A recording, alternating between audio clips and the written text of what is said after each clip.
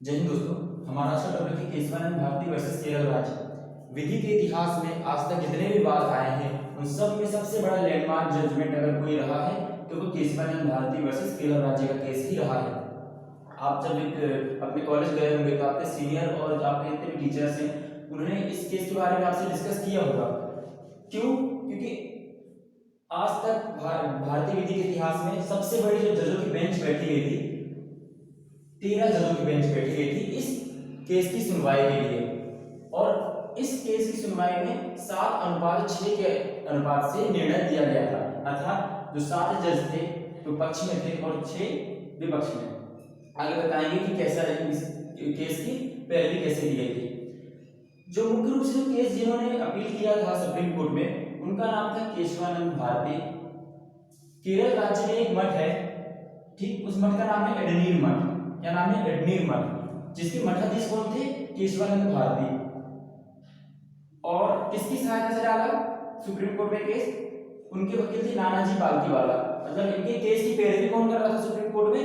नानाजी पालकीवाला। उनके साथ अन्य और वकील भी थे। अब देखिए इसका बेसिक स्ट्रक्चर क्या था केस का, ये केस उत्पन्न कैसे हुआ। आपको पता है 24वां संविधान संशोधन,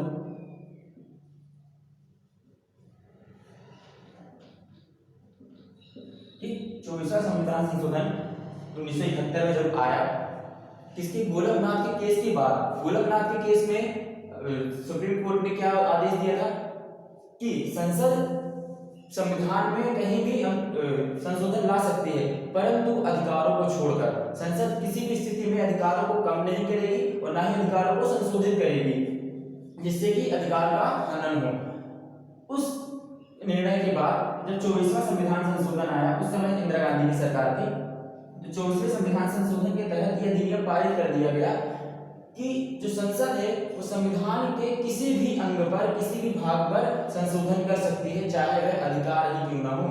अर्थात इस संविधान संशोधन के तहत जो अधिनियम पारित हुआ उसका आशय यह था कि संसद मूलभूत अधिकारों पर भी संशोधन कर सकती है, 24, 25 और 26 के अंतर्गत, ठीक। अब देखिए होता क्या है। केरल राज्य ने भूमि सुधार अधिनियम लाया। कौन सा? अधिनियम तो काफी पहले आ चुका था, लेकिन इन्होंने लागू कब किया? ये 70 के दशक में लागू किया जब उन्होंने। कौन सा अधिनियम? भूमि सुधार अधिनियम।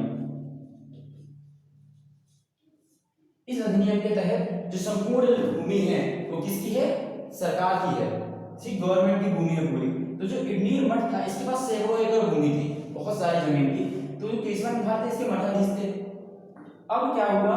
केरल सरकार ने इनको एक नोटिस भेजा कि आपकी जो मठ की जो जमीन है वो सरकारी जमीन है, आपको उपयोग करने के लिए थोड़ी बहुत जमीन दे दी जाएगी और अन्य जितनी जमीन है वो सरकार की होगी।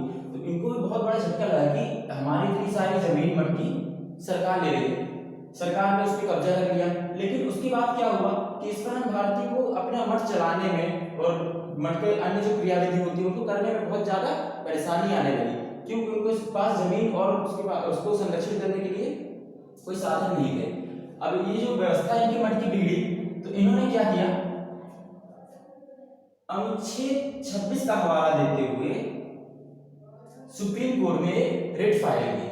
ठीक, रिट कब फाइल की जाती है? मैंने इससे पहले वाले वीडियो में बताया था, जब कभी ऐसा लगे किसी व्यक्ति को कि हमारे मूलभूत अधिकारों का हनन किया जा रहा है, उसे वायलेट किया जा रहा है, तो वो सुप्रीम कोर्ट में डायरेक्ट अपील कर सकता है। अन्य किसी कोर्ट में जाने की आवश्यकता नहीं है, डायरेक्ट सुप्रीम कोर्ट में जाकर अपील कर सकता है। तो इन्होंने केशवानंद भारती ने वकील नानाजी पालकीवाला के माध्यम से सुप्रीम कोर्ट में अपील की। किसके तहत? अनुच्छेद 26। अब अनुच्छेद 26 क्या कहता है, एक बार ध्यान से समझिएगा। अनुच्छेद 26 कहता है कि अगर कोई व्यक्ति है या कोई ऐसे धार्मिक स्थल है, ठीक, तो उसको चलाने का, उसको संरक्षित करने का पूरा अधिकार व्यक्ति को होता है। ठीक, उसमें हम किसी प्रकार से हस्तक्षेप नहीं कर सकते। धार्मिक स्वतंत्रता का अधिकार इसको बोला जाता है कि हम धर्म से संबंधित हमारा जो भी प्रकल्प चलाए जा रहे हैं, जो भी प्रकल्प चला रहे हैं, उनसे संबंधित सभी कार्य, धर्म से संबंधित सभी कार्य जो है इसके अंतर्गत आते हैं। और ये जो मठ का कार्य था ये भी धार्मिक स्वतंत्रता के अधिकार के अंतर्गत आता था। तो इस अनुच्छेद का हवाला देते हुए उन्होंने सुप्रीम कोर्ट में रिट फाइल किया। अब देखिए मुख्य बात यह है कि इसमें केशवानंद जो भारतीय जो थे वो केस हार गए थे। ठीक, कई विद्यार्थी बहुत कंफ्यूजन रहती है, वो सोचते हैं कि केशवानंद भारती ने केस जीता था, नहीं, केशवानंद भारती केस हार गए थे। ठीक, खाली भी तो हम हारे थे, परंतु फिर भी केस हार गए थे, फिर भी इन्होंने इनके जो प्रश्न थे, जो उन्होंने बाल के अंदर जो प्रश्न पूछे थे, वो प्रश्न इतने ज्यादा प्रभावशाली थे कि आज तक जो भारतीय संविधान में जो मूलभूत अधिकार है और जो मूलभूत उसका ढांचा है भारतीय संविधान का, ये इसी केस से निर्धारित किया गया। कैसे निर्धारित किया गया आगे देखते हैं। ठीक, अब देखिए क्या हुआ, जब इन्होंने सुप्रीम कोर्ट में याचिका दायर की तो उन्होंने केवल 2 प्रश्न किया। किसने? सुप्रीम कोर्ट से केवल 2 प्रश्न किए केशवानंद भारती ने। पहला,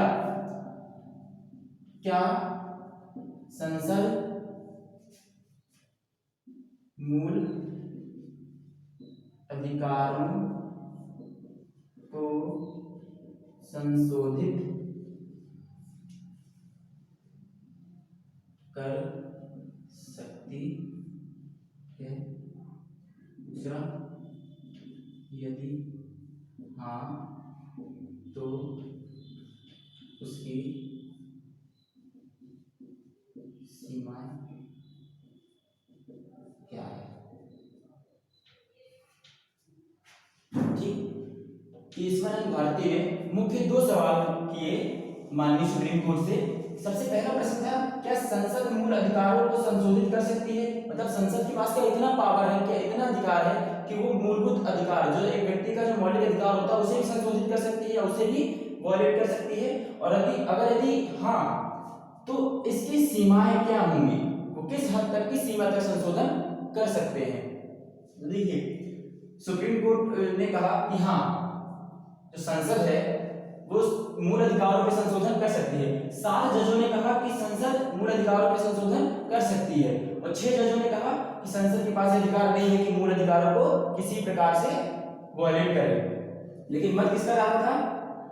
जो संसद के पक्ष में थे। ठीक है, सबने माना है कि संसद मूल अधिकारों को संशोधित कर सकती है। लेकिन जब प्रश्न जो दूसरा था, सबसे मुख्य प्रश्न यही था जिसने संविधान को एक नया रूप दिया, यदि हाँ तो उसकी सीमाएं क्या होंगी?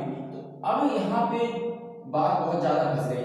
ठीक, तो अब ये केस इतना ज्यादा पेचीदा हो गया कि लगातार 60 से भी अधिक दिनों तक इस केस की सुनवाई चली सुप्रीम कोर्ट में। 100 से भी अधिक केस को साइड करा गया इसकी सुनवाई के लिए। लगातार इसकी हेयरिंग हो रही थी और लगभग 72 देशों के संविधान को पढ़ा गया।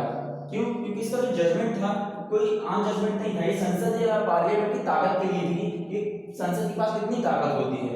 ठीक, और संसद ने हवाला दिया इस बात का, या जो सरकार थी उन्होंने इस बात का हवाला दिया कि अनुच्छेद 368 के तहत 368 के तहत संसद को एक पावर है कि वो संविधान में अमेंडमेंट कर सकती है, संशोधन कर सकती है। अब इतने देशों का संविधान पढ़ा गया और इतने 60 से